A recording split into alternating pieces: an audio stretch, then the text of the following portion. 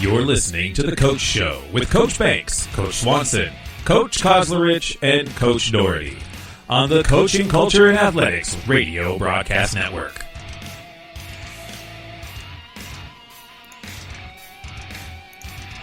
Sit back and enjoy the show.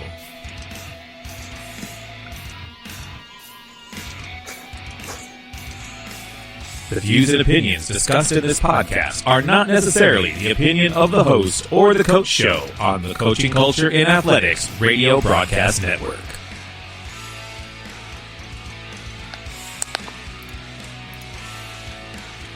Let's get it done.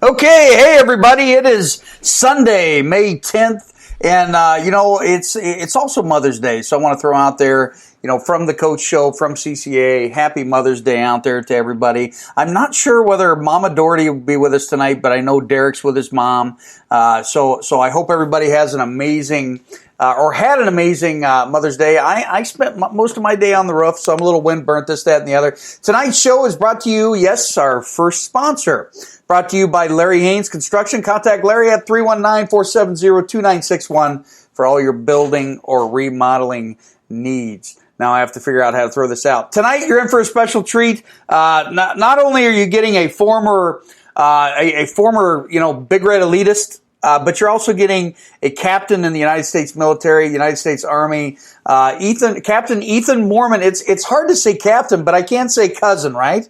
By marriage.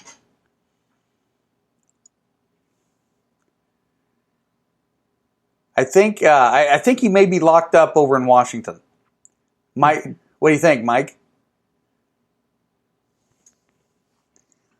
Ethan, were you able to hear us there, buddy? Tyler, can you hear me? Yeah, I can hear you. Okay. He's locked up a little bit. I know that he popped out. Hopefully he can get popped back on. Hopefully it's not a West Coast thing on Sunday night at 7 o'clock, Mike. You remember the last time? We've had that happen before, haven't we? Yeah.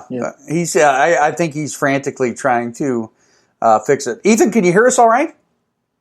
There's a little bit of delay, I think.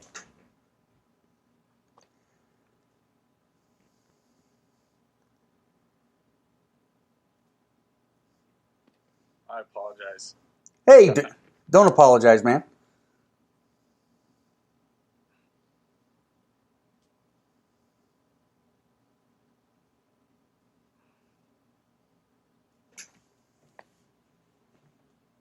Okay.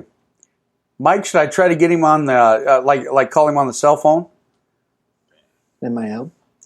Okay, let me, Mike, talk about Panorama football here real quick, and I'm going to message him real quick. Man, you're going to put me on the spot here, huh? All right, I'll message him over here on the other side. So, guys, you guys break the ice here real quick, and I'll try to get a hold of him over on this other side thing. All right, while Coach Banks is hanging on there, Tyler, let's talk about some of the stuff that Coach Banks is doing as a head coach. All right. That you're excited about. I know you guys are piecing together your staff over there, and I think that's an important thing for all head coaches. So what are some things and conversations that are going on right now for you guys in this weird time with the pandemic and everything? Well, with the new coach, we're really setting up our offense right now. So me and him are really almost talking every day, if not almost every other hour. It seems like sometimes I have so many questions, making sure I want to do everything correctly or to his liking. And so setting up the offense like that, getting it into huddle, just making sure we have everything picture perfect for when we could possibly start in June or August. He also does a great job at the social media side of things. Seems like every day there's a post on Central League football, which is good. And gets the community engaged. And, you see a lot of universities utilizing that kind of aspect to the social media world nowadays. And so he's doing a great job at that. And he does a good job at communicating with the coaches too, and telling us what he wants from us, what our specific jobs and roles are, what he's looking forward for us to do. So he's doing a great job at that. We'll have another meeting here this week discussing possible things. Hopefully we can get into the weight room sometime soon. If not with athletes, hopefully at least a staff can get in there. That'd be nice. Kind of tired of these home workouts, but yeah. That's a hard thing right now is, and what we're seeing too is it's really hard to keep kids motivated. It's almost hard to motivate yourself. Yeah. To continue to talk to these kids about, hey, make sure you're going, make sure you're working hard, make sure you're doing all this, because it's been so long, but it's been so short. It's only been, a month and a half or whatever it's been, but it seems like forever. Yes, whatever. All right. Sorry, guys. I'm working through. Ethan, can you hear us? Yeah, I can hear you on the phone now. Oh man, that's that is awesome. Okay, so guys and gals out there, we're sorry, Mike. I'm sorry I cut you off, man. You had some good content there. And hey, you're good. Winging it. Okay, so Ethan, I'm gonna dig right in because I think it's important. I've got 5 questions, and I know you can see it because you're viewing it too here a little bit. Sorry, everything was a little bit choppy there, but we're good to go now. All right, it's 4th and 1. Are you going to run the ball, or are you going to play action? There's no time remaining. What are you doing? I tell you what, Chuck, I'm running the ball all day. And you know what? Does that come from your rugby play there at? I think that came from, back in the day, Coach Knott, even though on the freshman team when you guys were coaching back then, we weren't afraid to make that call and just go for it because you guys, I feel like trusted us enough to actually go ahead and go for it and get the job done. I kind of like that. Michael, what do you think, man? Are you passing? Are you play action? No, we'd run it for sure. Probably some misdirection though. We didn't have the hosses that Ethan grew up with. They probably just ran it downhill with the ISO and stuff like that. Just man on man, big on big, and go out man people. So that was a blood class. It's really hard to believe that it's been how many years since your senior year, Ethan? It's going to be 20. I'm thinking 2020. It's going to be 10 years this year. So. I mean, that's just insane to me. 10 years, Tyler, is like 10 minutes for me. It just goes by so fast. 10 years ago, I was in middle school. Isn't that crazy? All right, so here's question 2. Are you ready, Ethan? All right, yeah, let's do it. All right, funniest coaching speech of all time, but it's got to be clean because this is G-rated. Oh man, there were so many good ones out there. I'm trying to think. There's a couple of times where Mr. Freever came in, and that guy, he's hilarious himself to begin with. I'm trying to remember exactly what he said, but there's a couple of I cannot pinpoint a single at least good one that I can tell you off the top of my head what was said at least. Well, it's probably from a couple of concussions that I've gotten over the years. Coach Koslerich, what's your funniest coaching speech of all time? Man, I don't know. I think the funniest one is when I was a player and we were playing a sport. I'm not going to bring this coach up, and I'm not going to say the sport because then it might, random it down. But anyways, we were losing, and it was late in the game, and the coach basically said, we're right where we want to be. And I just kind of, thought to myself, like, whoa, we're not right where we want to be. We're losing by 10, or whatever we were. And it was just one of those things like, I got what the coach was trying to do, pump us up and just say, hey, don't stress out about this situation. We're falling back into the game or whatever. but it definitely wasn't right where we wanted to be. So I found that kind of funny. It is good. Coach Bryant, do you want to share your funniest coaching speech of all time? Well, I would say Coach Mack at Central College. I mean, you could think of speeches left and right. That guy was pretty good at that. But he had one where he was talking about a player, and they had a coach back in his college days who was hard-nosed to the grindstone, no BS kind of guy. And to get the guys pumped up, he would always do something crazy. So he would punch the door, or he would like rip his shirt off or something like that. And then one day he brought a lobster and he put it on his rear end, like his bare rear end, and he said, "This is the best way to do it." And he poked the eye of the lobster and it unclawed, and then he said, "Is anybody else willing to do this?" And then he had a smart aleck teammate who raised his hand, and he said, "Sure, coach, but you got to promise me not to poke me in the eye." You know, that is pretty good. I am going to put a picture of Ethan on the screen here in a minute so everyone can see his pretty face. Ethan, you ready for your next question, buddy? Yeah, let's hear it. All right. What would be the title of your autobiography?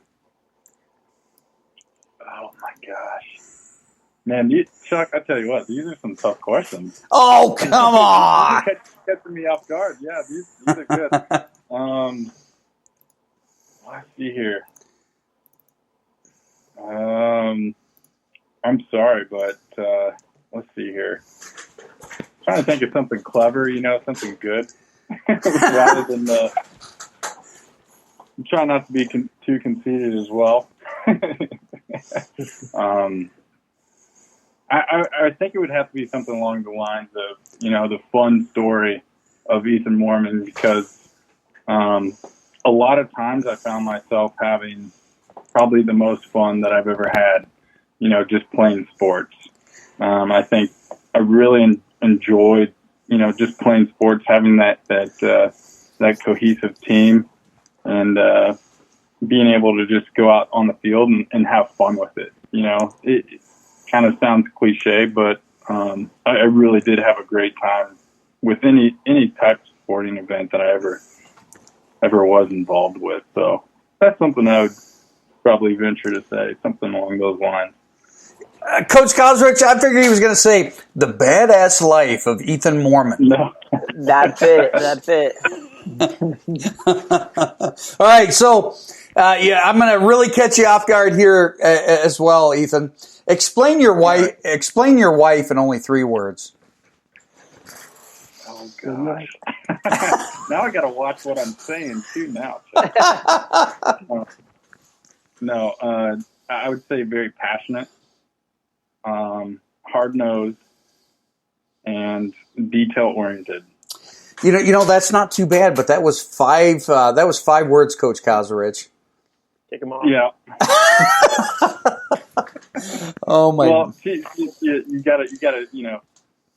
There's a lot to explain. With her. It's just hard work and all that good stuff. But he does have to live with her. Got him a break here. Hey, I don't know how that goes. This story. Tonight is about Captain Ethan Moorman, but I just want to throw this out there. We're playing a defending Keokuk team that was phenomenally coached, and we were like in district finals or whatever. And Coach Paloma says, "Hey, we're gonna get the ball in, and Katie Decker is gonna take the final shot." Well, his Ethan's wife Rachel got the ball, and she threw the ball up, and we won the game. It went in. It was amazing. Sorry, Ethan, I had to throw that out there. No, absolutely. She's reminded me of that a couple times. So it's good. All right, so the final thing is this is and I'll keep it I'll keep it light here. But Happy Mother's Day out there. Number 1, what's the funniest story about your mother, Ethan? Oh man, I don't know that it's too funny, but in high school, I think it's kind of funny because it kind of shows how much she took care of me and how much of a mama's boy I am. But she would always pack me lunch. Like every single day, she always packed my lunch. And it, just looking back on that, I thought it was I thought it was funny because, here I am, playing all these sports, doing all these things, and yet she still had my Coleman cooler packed with lunch every single day. And then she would take off the stickers off the fruit or whatever she put in there, and she would put it on the Coleman cooler. And I thought that was pretty darn funny. Every day made me laugh, so put a smile on my face. I'm going to guess, like the Dole bananas, right? What was it? Yeah. What? Oh, yeah. If I remember right, your cooler was always dirty on the outside. On the outside, right? Yeah, on the outside. Because I took that thing everywhere with me. On the inside, it was clean, but no, I took that cooler with me everywhere. I had Gatorade, peanut butter and jelly sandwich, turkey sandwich, most likely, some fruit in there. So trying to stay fueled up for whatever I was doing. So, yeah. Yeah. And kind of going back, this is almost 10 years ago. 10 years ago, obviously. You're injured, but you're watching your team, you're cheering them on. What was that heartache like? You know what I mean, as your team was going into Pella, and I'm sure that you think about those games every so often. Yeah, so I remember that particular game, like it was yesterday. Going up to, we played Clear Creek Amana the weekend prior, and that's when I sprained my ankle. And then going into the Pella game, that whole week I was trying to rehab, do everything right, make sure, I didn't hurt it, make sure it was healthy for the game. But it was a pretty severe sprain going into the Pella game. And I probably played 4 or 5 plays, and I was done for. I couldn't run. So and just looking back on that, it really kind of humbles me, It just thinking that, nothing is certain. Nothing is, you should always be ready for anything that comes, and prepare yourself for that. And I didn't really look at it as necessarily a failure, but it was something that broke my heart to, and that was the last game with my class. And that was pretty heart-wrenching, I would have to say, especially for a teenage guy, not being able to play his last game to the final buzzer. So, yeah, it was big.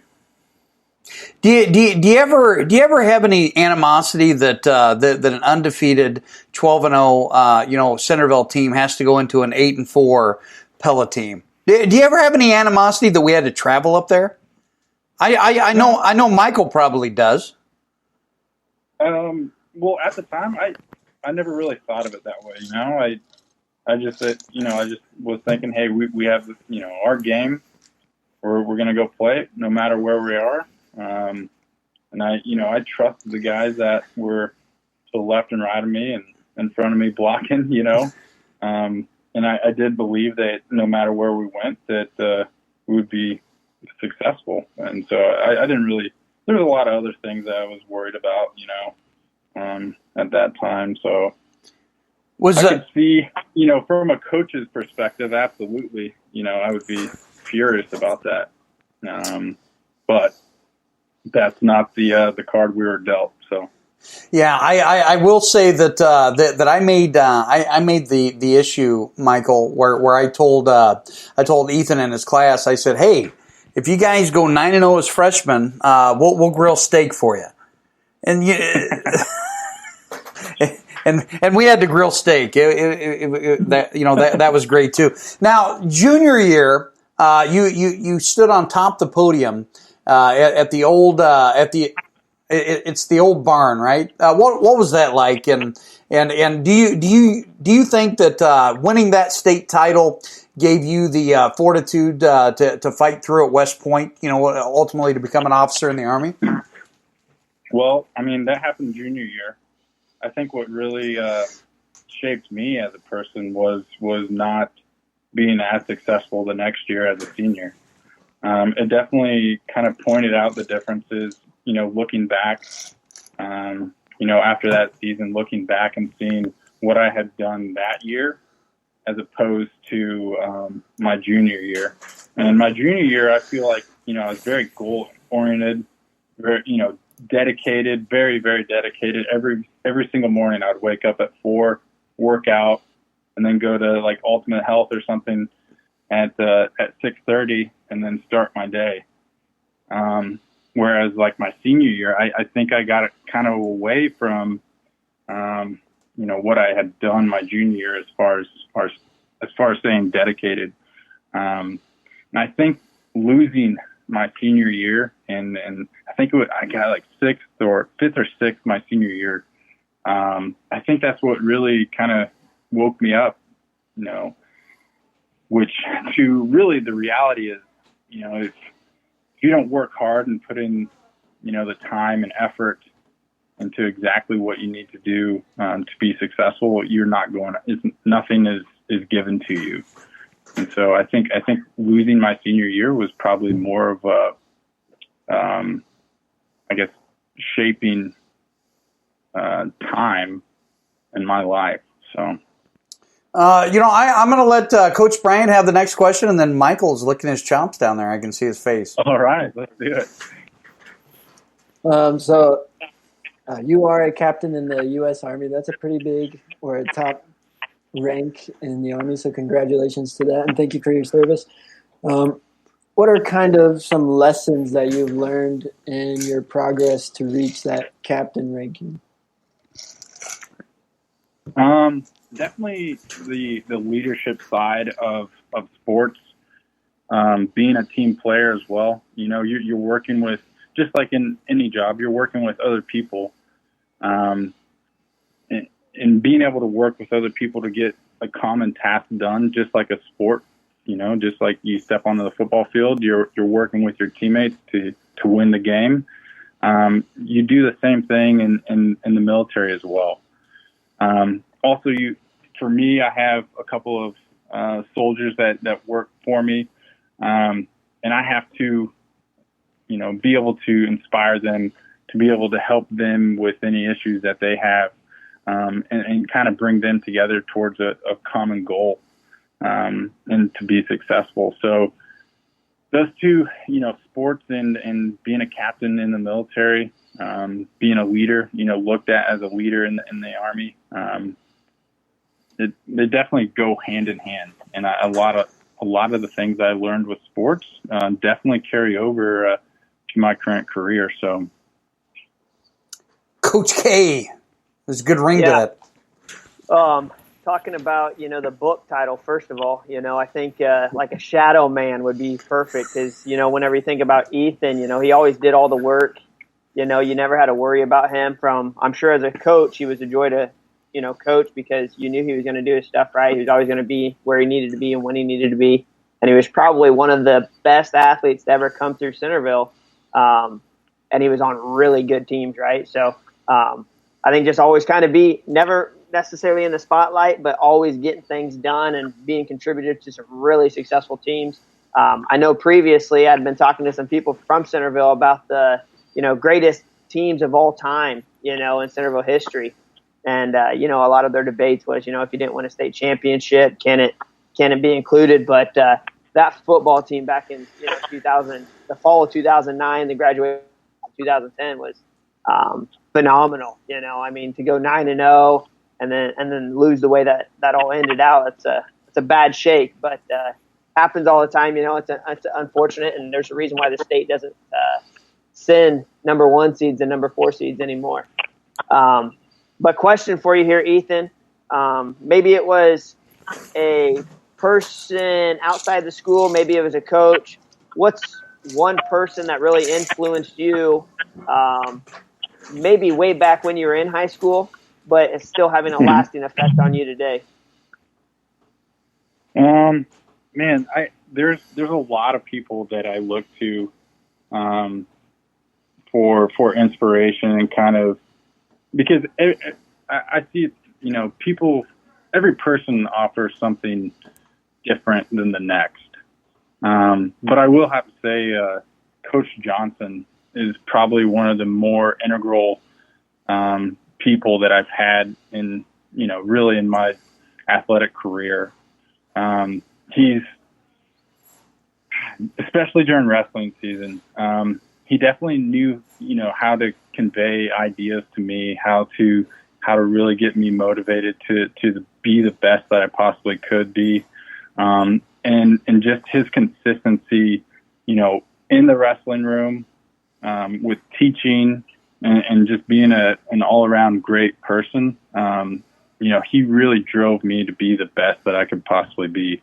And then not only that, just with his leadership style, with his coaching style, he was a great technician as far as teaching, just how to be a good wrestler, how to be a great, weightlifter, always critiquing, always giving great feedback that made sense.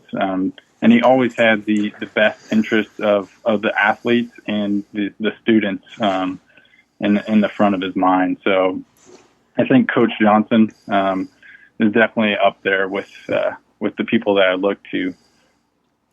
What was your feeling when you graduate West Point, especially after aspiring, to follow your brother kind of into this, Creighton, who ended up graduating from the Air Force Academy, and do you two kind of still have a rivalry?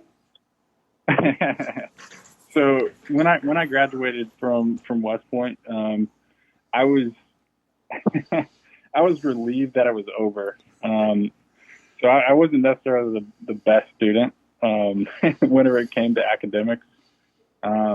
It took a lot of grit and determination for me to get through that place. Man, that's bringing back a lot of good memories there. A lot of painful ones, a lot of late night studying, a lot of homework, a lot of reading. Pretty much every weekend was consumed by homework, and so just to be done with that definitely was a relief for sure. But I was pretty proud of what I had accomplished, and so like I said, it was a relief to be done. Although I will say I've met some of the greatest people, that I have in my life at West Point, and some of the strongest, friendships that I have probably came from West Point. And a lot of those people I still keep in contact with today. And a lot of them I see just every day, either at work or just randomly, with the Army being as small as it is, it's really good to catch up with those people. So, and for the rivalry, it's still there. I always call them up and see who's going to win the Army Air Force football game, for the Commander-in-Chief Cup. But yeah, I think it's still there. It's still there for sure. Well, I'm kind of glad because, if any family in the country, Kosrich, to have two generals and both of them having the last name General Moorman, doesn't that have a good ring to it, man? Sounds good. Yeah. I can remember watching Creighton play football too, because he was 4 or 5 years older than myself, and I can remember the old fumble Rooski play, going down to the west end zone, for the touchdown or got close at least. But remember that against maybe Fairfield at that time. I can't remember who it was against, but I'm telling you, go ahead, buddy. Oh no, I remember that play too. That's crazy you bring that up, Mike, because that was the coolest thing ever. And I still think he has the football from that game. That's awesome. Yeah, that's when I think Coach Knott was there. I think Coach Freevert was there. I'm trying to remember now, but yeah, he still got that football to this day, and that was awesome. I'm glad you brought that up, Mike. Now, Coach Bryant, are you going to try the fumble Rooski this year? Maybe. That's up to you. Jeez. Good answer. Yeah, that'll be a kind of a. Yeah, I don't know. It's not like it's Coach Elliott, right, Moorman, and he runs every trick play in the book. I think it was against Fort Madison, maybe. Yeah. We had a lot of trick plays. I think it was more fun for him than it was for us, but But yeah, we had a lot of those. It's all fun and games until the delay of game, and then I got in his face. I love Coach Elliott, but dang it, man! Oh yeah, come on. Okay, in rationale, and Tyler's probably got a question, so I hate to jump on you here, Tyler, but I do want to ask this question, kind of for our viewer audience and this, that, and the other. What does it take? To be the character, integrity, and academics and athletic, foisé, so to say, to be a part of these great military institutions and become an officer. What does it take? For me, and it's going to be different for everyone else, but for me, it was just hard work and determination. There was a lot of things that I was good at, and there was a lot of things that I wasn't so good at. And then seeing the positive things too throughout, whether it be, throughout the week or throughout the day, try to focus on the positive things, especially at West Point. Hard work and determination definitely got me through there, and seeing the positive things that I had done. And try not to dwell on, some of the failures. And so I think that's really what it would take, just hard work and determination and knowing where you want to go. So what type of a GPA and do kids have to get a letter from, is it a United States Senator or anything like that? Yeah, it's a senator. So I think in high school I had a high 3 whatever. It was up there. It was towards a 4.0. I didn't have a 4.0. But it's a holistic view of the person. It's not just academics. They also look to see if you've been a team captain in a sport, because that displays leadership and you're able to work well with others. They look at some of the community service things that you've done throughout high school. And so it's a holistic view of the person rather than just academics. But academics do play a major role in that. And I think that's something that's important for the students nowadays to see that is, sports isn't everything and academics isn't everything. It's just how well-rounded of a person you are and how hard you're willing to work and do the extra things that need to be done of you. Coach Kozarich, do you have a question? Yeah. Hey, Ethan, jumping on you played rugby, there at West Point. I would love to hear your spin or comparison. Obviously, we don't have a game of rugby around predominantly in Iowa, but how does rugby compare to football physicality-wise, tackling form, things that, you thought you were going to expect whenever you went to play rugby and things that you did not expect? So it's funny. Yeah. So I was actually recruited to wrestle at West Point, and that's what I originally went to do, was to wrestle. So I went to the prep school at Fort Monmouth. It's not at Fort Monmouth anymore. It's up at West Point now. The prep school is. And that's essentially like the red shirt year for those that are playing sports, because they can't necessarily red shirt somebody. They can't, have a 5-year academy. But anyway, so going into the wrestling season there at the prep school, I was done with wrestling. I wanted to try something else. My heart wasn't in it, I kind of realized I'm not 100% into wrestling right now, and that's not where it's probably not a good idea to just continue to do something that I'm probably just going to be frustrated with. So I picked up rugby because a couple of my friends had played it in high school. They're like, "Oh man, you would love it. This will be great for you." But I equate rugby to a mixture of wrestling, track, and football because you're doing a lot of running. You're doing a lot of tackling, and then in the scrum and a lot of other things, you're using very similar techniques that you would in wrestling as far as tackling and in football as well. So I didn't really know what to expect. I just knew that I was athletic, and if I got the ball, I would, I could run. So that was about it. That first year that I played rugby at the prep school, I actually played with, there was the Monmouth rugby team. So Monmouth County, they're in New Jersey. It was an old man's team, and I was the youngest guy out on the field by far. Those guys were in their 30s and then up to probably late 40s. So that was a great time. You also cut a little bit of weight because of a jaw issue there, right? Yeah. So as far as physicality goes, I would say rugby is up there. It's probably worse than football, because it's essentially football without the pads. And yeah, it was my sophomore years when we were playing Boston College, and I took a knee to the side of my face and broke my jaw. So, I keep asking questions, gents, because I just found a new picture. I'm going to bring it up here. So compared to football, physicality wise, more physical, just a different type.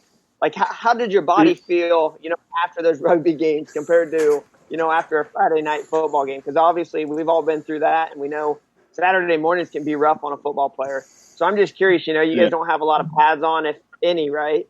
And Coach Banks is pulling up a picture here, I think, and there's blood all over you and blood on the opponent. And so just tell us a little bit about that.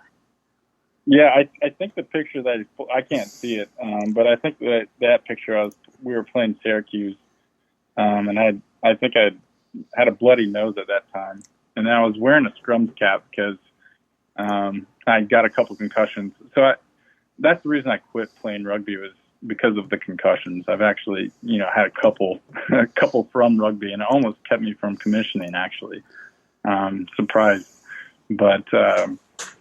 Yeah, after a rugby game, I felt like a truck had hit me. Obviously you don't have any pads. It's a little bit more of a continuous game. You have essentially a 90-minute game an 80-minute game to 40-minute halves. So you're running almost the whole time. There's really no breaks in rugby either. Like when I broke my jaw, I just simply walked off the field. I just ran off the field whenever that happened.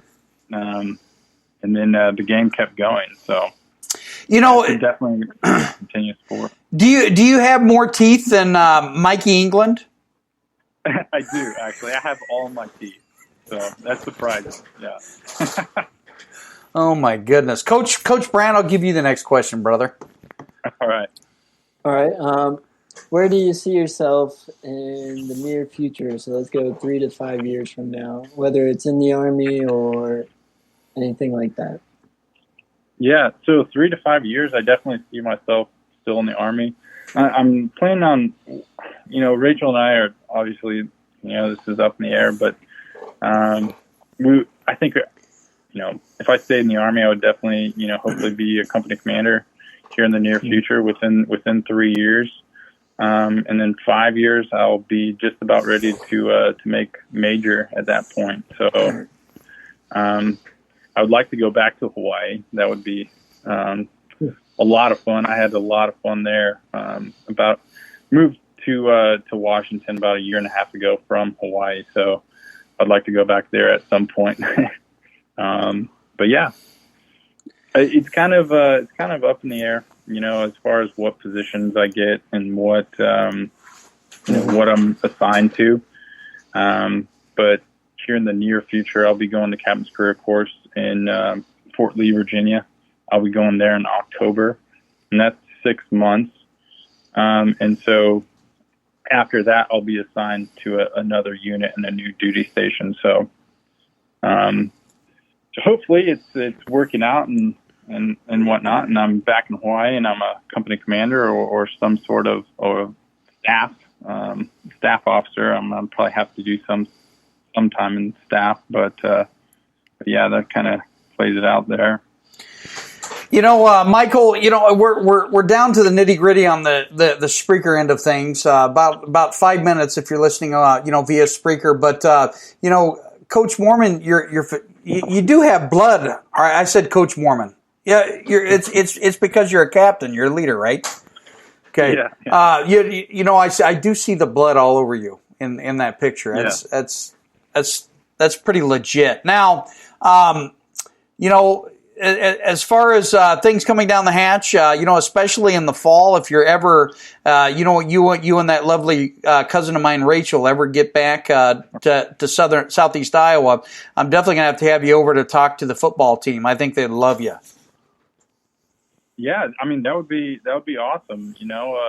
I definitely remember some of the high school, when I was in junior high or in high school, some of the older guys coming back and talking to us, and it definitely, gave me some insight to how I should be doing things. There was always one or two things I could pick up, maybe not the whole speech, but at least, if the guys hear at least one thing that kind of changes the way they perceive how they, want to be successful or how to do things. I think that would be super awesome. That would be great. I'd be honored to do that, Chuck. I tell you. Oh man, well, you know what? We'd be honored to have you. It's truly amazing. How far you've come since that freshman football season when you went up and you played with the varsity a little bit, and your eyes had that jaundice yellow, and you were a little peakish. You remember that? Oh yeah, I remember. I was so nervous. I still get nervous about things, but at that time, man, I was super nervous. I didn't know. I just knew I was going to have to go up there and play my butt off, and have fun with it. So, who was the scariest senior on that group that made you a little nervous as you went up there? Hey, I'm going to say Wallace Carter for sure. Josh? Oh my goodness! And what's interesting is we're going to have 3 straight Centerville, former Centerville Big Red alum, 3 weeks in a row. We start again with you, Captain Ethan Moorman. Next week we do have Wallace Carter, and then oh my God, yes, and then the following week we have Mikey the Beast England. Oh yeah, that was Mikey is probably one of my closest friends as far as high school goes. I talk to him just about every month at very least, and Mikey is a beast for sure. He is he's a monster. He's good. There were a lot of monsters, in the high school. Wouldn't you say, Coach Kaz, during that time period? There was a ton. That's what whenever you said Wallace Carter's being one of the scariest guys, there were some other names that came into my head, just because you weren't sure what they were going to do or if they knew how hard they were going to go at certain times. But, on that team, and then obviously in Ethan's group, there were some beasts in there. Or what was going to happen when the freshmen came through the varsity side of Lakeview? Oh, my gosh, yeah. You better watch out for that. If you didn't know your place, you were going to learn that day. Oh my goodness! I remember my oldest daughter. I think it was your senior year, and she was a football manager, and she came in, and there was Colton Gonnerman or something like that, and she kind of shook him out of there. But anyway, it's one of those things. Ethan, we didn't get into your MOS, this, that, and the other, but I want to say, here is we're getting down to the last few minutes. How proud I am to see you develop. How proud I am, to see where you're going, and know that Coach Banks will always be a fan, man. Yeah, that's awesome. Yeah, and really, I have it. I owe it to a lot of people. A lot of people invested their time in me. Especially my parents' time, money, effort. I probably wasn't the most obedient child. But now looking back on it, I owe it to the coaches and the family and the friends, people that helped me, looking back on these times, like, there's so many people I can't even count that helped me, kind of become who I am today. So I owe it to them to be the best that I can. So I appreciate it. Yeah. Now, Coach,